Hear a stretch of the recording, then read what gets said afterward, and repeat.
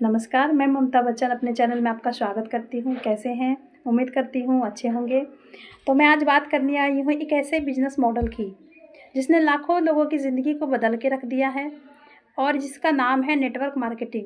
तो अब सवाल आता है कि नेटवर्क मार्केटिंग होता क्या है?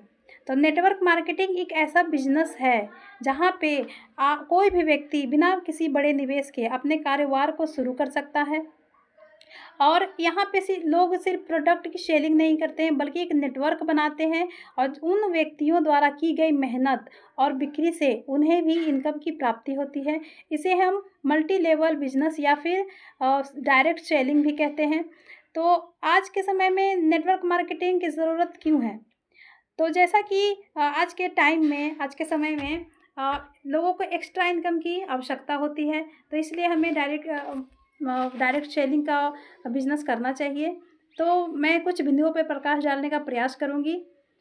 सबसे पहले कम पूँजी में आप इस बिज़नेस को शुरू कर सकते हैं। इस बिज़नेस को शुरू करने के लिए आपको बहुत बड़े पूँजी की ज़रूरत नहीं पड़ती है और सामान्यतः किसी भी बिज़नेस को स्टार्ट करने के लिए आपको लाखों रुपए की आवश्यकता पड़ती है, लेकिन इस बिज़नेस में, डायरेक्ट सेलिंग में आप बहुत ही कम पैसों से अपने कारोबार को शुरू कर सकते हो।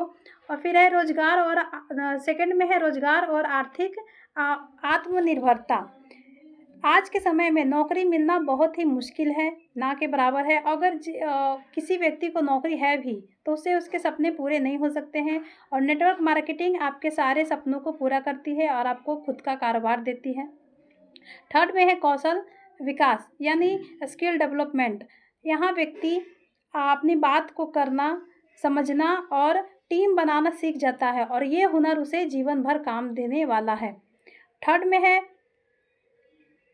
फोर्थ में है आपका आर्थिक और समय की आज़ादी।